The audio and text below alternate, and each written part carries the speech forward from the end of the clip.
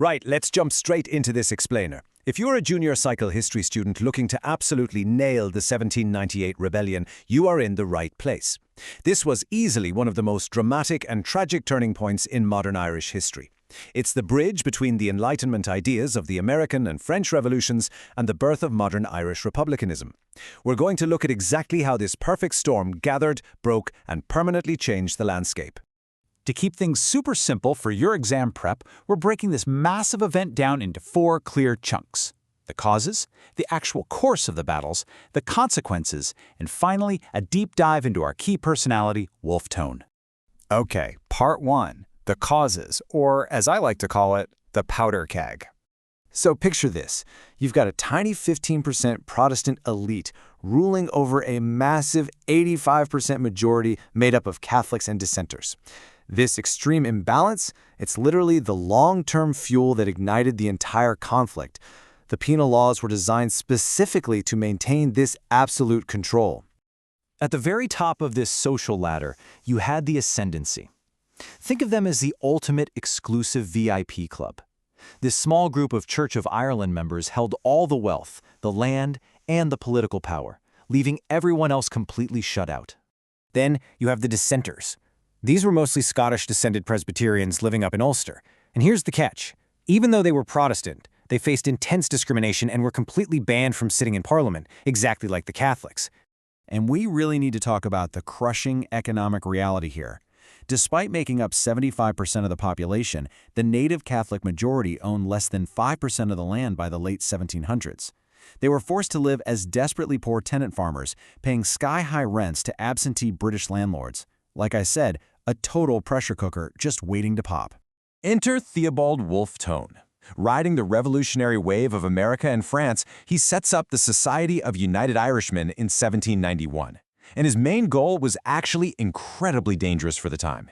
He wanted to unite everyone, to, in his own words, substitute the common name of Irishmen in place of the denominations. Basically, ditch the religious labels and build one independent republic. But here's the thing. A polite debating club doesn't start a war. So the United Irishmen teamed up with huge, heavily armed rural gangs like the Defenders. On the flip side, Protestant gangs formed the Orange Order. And caught in the middle? Dublin Castle. They used a massive secret service fund to literally buy spies, like the barrister Leonard McNally, to infiltrate the rebels and sell their secrets. It's basically an 18th century spy thriller. Now, terrified by the very real threat of a French invasion, the British government panicked and cracked down hard. They slapped down the Insurrection Act of 1796, which meant full-blown martial law. General Lake's troops used utterly horrific torture tactics. We're talking pitchcapping, which is pouring boiling hot tar on suspects' heads, and half-hanging, all just to force confessions. The United Irishmen were backed into a corner. Fight right now or be completely wiped out. Right, moving on to part 2, the course, pikes and battles. Things spiraled out of control incredibly fast. You go from a terrifying near-miss with General Hoche's French fleet at Bantry Bay in 1796 straight into a catastrophic spy raid at Oliver Bond's house in March 1798. Betrayed by an informant named Thomas Reynolds, the rebel leadership was scooped up. This meant that right before the big uprising planned for May 23rd, the whole movement was left completely uncoordinated and leaderless. When the actual fighting kicked off, it was a wild clash of tactics. Picture this. On one side, you have the rebel pike, a massive 10 to 14-foot pole with a lethal iron hook used to drag cavalrymen right off their horses. On the other side, the British Brown Bess musket. Sure, it's a gun, but it was incredibly slow to reload and basically useless past 100 yards. The rebels actually won early ambushes, like at Ullard Hill, because if they sprinted that 100-yard gap, their long, hooked pikes absolutely overwhelmed the musket lines.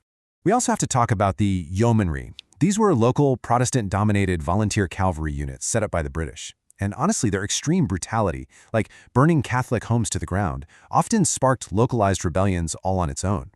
In County Wexford, a local priest named Father John Murphy was so absolutely disgusted by what they were doing that he stepped up to lead the rebel forces himself. Because they had no central leadership, the rebellion fractured into 3 totally separate regional uprisings. You definitely want to remember this breakdown for your exam. In Leinster, specifically Wexford, Father Murphy led the fight at Vinegar Hill. Up in Ulster, Henry Joy McCracken took charge at Ballynahench. And over in Connacht, you had the Year of the French under General Humbert, which ended at Ballinamuck. 3 regions, 3 leaders, 3 defining battles. But as the summer wore on, whatever military discipline the rebels had completely fell apart, bringing us to a really dark reality: sectarianism. Wolfe Tone's dream of a secular, united Ireland started to violently crack right down religious lines. Looking at this objectively as historians, we have to acknowledge the absolute tragedy of what happened next. Rogue rebel factions committed horrific sectarian massacres against loyalist prisoners. We're talking about locking over 100 people in Scullabogue Barn and setting it ablaze, and piking prisoners to death on Wexford Bridge.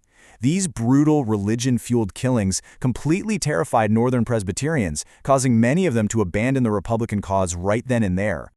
Okay, let's look at the aftermath in Part 3, the consequences, a changed Ireland. It is just a staggering historical reality that an estimated 30,000 to 50,000 lives were wiped out in a single short summer. To put that into perspective, that makes this brief, chaotic rebellion significantly bloodier than the entire American or French revolutions. Just mind-blowing. The long-term fallout here is massive. Tone's dream of unity shattered.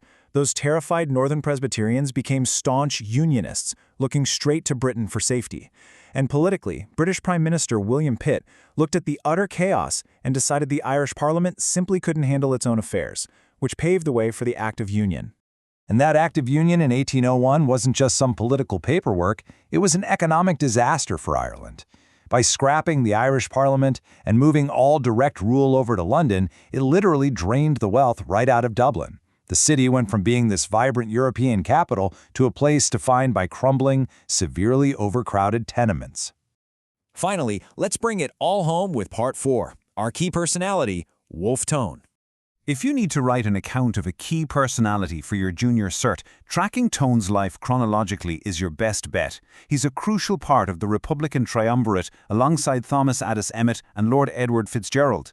Tone starts out as a middle-class Protestant lawyer studying at Trinity College, then shifts gears to found the United Irishmen. He gets exiled, but uses his brilliant diplomatic skills to convince the French to send an invasion fleet. He's eventually captured at Lough Swilly, ironically wearing a full French uniform, and his tragic suicide in prison to avoid the hangman's noose permanently cemented his legacy as the father of Irish republicanism. So, as we wrap up this explainer, I want to leave you with one big question to chew on. Yes, the 1798 rebellion was physically crushed, but did Wolfe Tone's ultimate sacrifice actually lay down the unbreakable ideological blueprint for the 1916 Rising over a century later? Keep that in the back of your mind as you study. Thanks for hanging out with me, and best of luck on your exams.